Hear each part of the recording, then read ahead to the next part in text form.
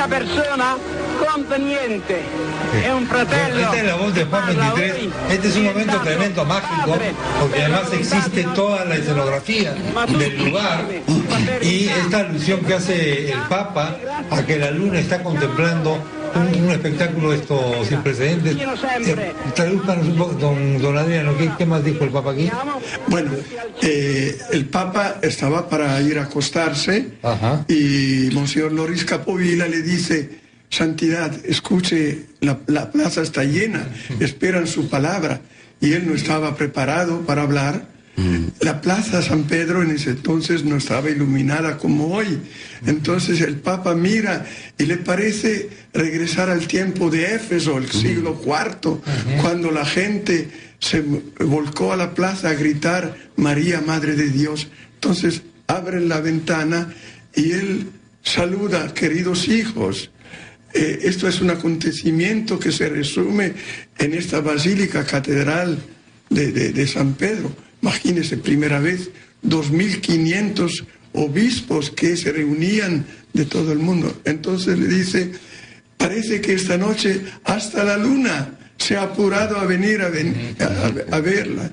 Y después añade una frase que es muy conmovedora, a la que no estábamos acostumbrados. Dice: regresan a su casa ahora, denle una bendición y una caricia a los niños, díganle que es la caricia del Papa.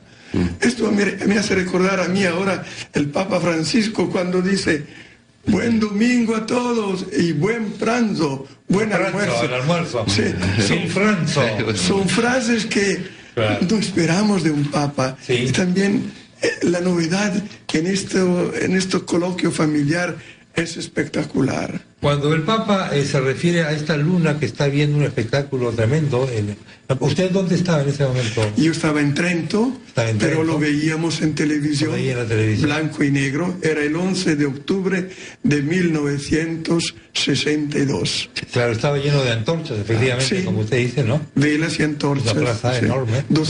Más de 200.000 personas.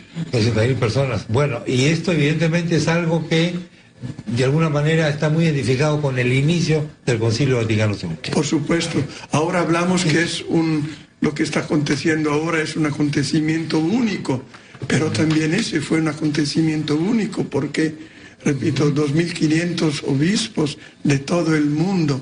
Una maravilla de Dios realmente. Vamos a ir a una comunicación telefónica con el padre Ernesto Rojas. El padre Ernesto Rojas es un historiador. El otro día tuve la oportunidad de conversar con él sobre un personaje, porque hay varios peruanos en lista de espera. Sí. En la lista, así como estamos esperando que nos den el pase para volar hay varios peruanos en la lista de espera en la ruta de la santidad. Y el otro día con el padre Ernesto Rojas hablábamos sobre un gran personaje que le da nombre a una calle, pero que mucha gente peruana no sabe quién fue: Nicolás Sillón. Padre Rojas, ¿cómo está usted? Buenos días. Buenos días, Tema, encantado de saludarte. ¿Cómo te va? Cuéntanos, por favor, para ilustrar, ya que mañana vamos a ver una ceremonia sin precedentes, ¿qué peruanos hay en lista de espera, Ernesto? Bueno, con el proceso de canonización iniciado en marcha, hay algunos personajes ilustres de la Iglesia de nuestro país. Sí, está efectivamente Nicolás Sayón, está el padre Urraca, mercedario, está el padre jesuita Francisco del Castillo, está también el padre Camacho. Hay varios que están con el proceso iniciado. Esto, como hablábamos el otro día, es un camino que hace la Iglesia de verificación de la santidad de las personas para llegarlas a proponer como modelos para todos los cristianos, los católicos, y también para que puedan recibir culto público. Claro. Así que pues es una cosa que se hace con mucha seriedad, con las máximas seguridades, para justamente pues llegar muy bien al final del camino. Pero bueno, son caminos a veces largos. Son largos. La Beatita, no hemos hablado de la Beatita de Humay. Un personaje importantísimo para el Perú. Gran personaje también. Sí, pues. Bueno, dile al público dos palabras sobre solamente, vamos a tener que hacer, creo, un programa especial sobre estos personajes peruanos, de la iglesia peruana, sangre de la iglesia peruana. Pero dile al público una palabra sobre Nicolás Ayllón, por favor, para que lo conozcamos un poquito más, si eres tan amable, Ernesto. Con muchísimo gusto, Chema. Se trata de un personaje que vivió en Lima a finales del siglo XVII, aunque nació en Chiclayo. Él vino a la capital y estuvo en tiempo de su formación inicial con los franciscanos, pero luego sale a hacer su vida como laico, se casa, desarrolla una actividad como sastre en la ciudad de la época y llega a ser un personaje muy querido por la caridad, por la capacidad que tiene de comunicar el amor de Cristo. Como laico, desde su trabajo, en su hogar, en esa línea hace un bien inmenso y se convierte en un personaje muy conocido, como decía, siendo un hombre humilde. Muy humilde. Un indígena de la costa y un hombre que trabaja con sus manos, un sastre. Y abre justamente también su casa como un lugar de acogida para personas necesitadas. Y en fin, cuando muere tiene una fama de santidad y atrae un cariño enorme en la gente, que hace que sus funerales fuesen puestos apoteósicos. Va el virrey, va la nobleza más alta de Lima, y se comienza muy pronto su proceso justo de beatificación, ¿no? Para reconocer formalmente esa santidad. Pero el proceso se detiene unas décadas después y bueno, está ahí detenido. Hay que justamente reiniciarlo.